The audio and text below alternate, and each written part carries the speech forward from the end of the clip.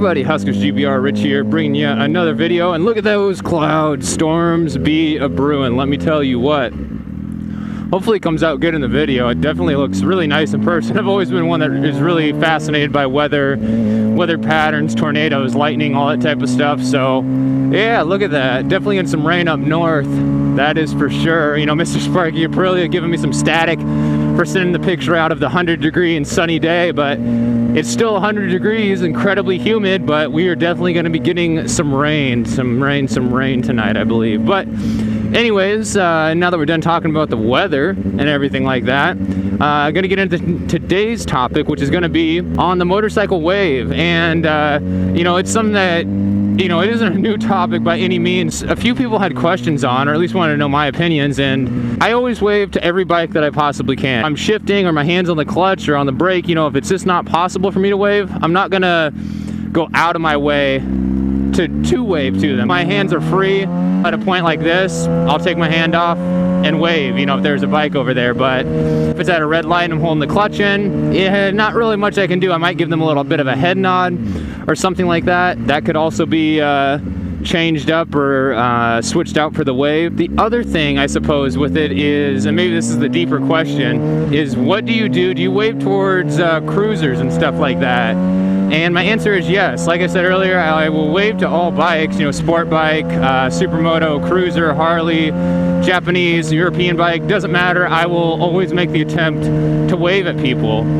Even cops, motorcycle cops, I will wave at them. I have not gotten a wave back yet, and that's what I was actually trying to get on film, was a wave back from a cop or any sort of reaction from a cop, and unfortunately I couldn't do that before I started making this video. I try to wave and stuff as much as I can, and I think that, you know, it's what everybody should do. It's a way of saying you respect them for riding, that you're part of motorcycle family. If they were to have an accident or their bike break down, you would definitely help them out or do whatever you know, you can for them and stuff along those lines. And sorry for looking around so much. We're just looking at the really awesome clouds. That's just something else in my opinion. But yeah, that's it. I think you should be waving at everybody that you can. I don't think you should you know, be biased towards anybody like that on a bike.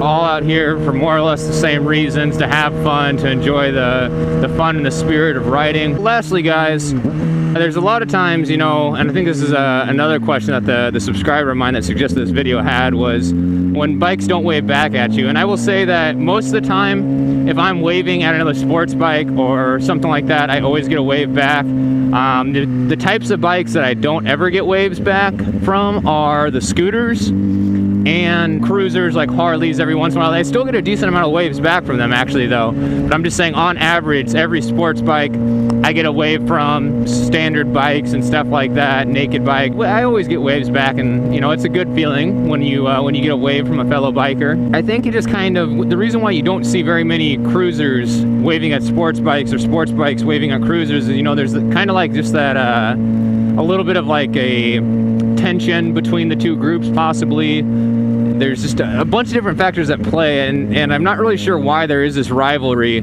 It seems like there always has been an issue or some sort of fight going on between sports bike riders and cruiser riders, or people that ride bike aren't a sports bike, whether it be a scooter or anything else. And I'm not sure if it's the attitudes of the people on cruisers or if it's the attitudes of the people on sports bikes. I'm sure it's actually a combination of both. But nonetheless, I understand, you know, it kind of just goes along with the bike culture. And so I don't, you know, if I don't get a wave back, it's no big deal. It doesn't hurt me at all.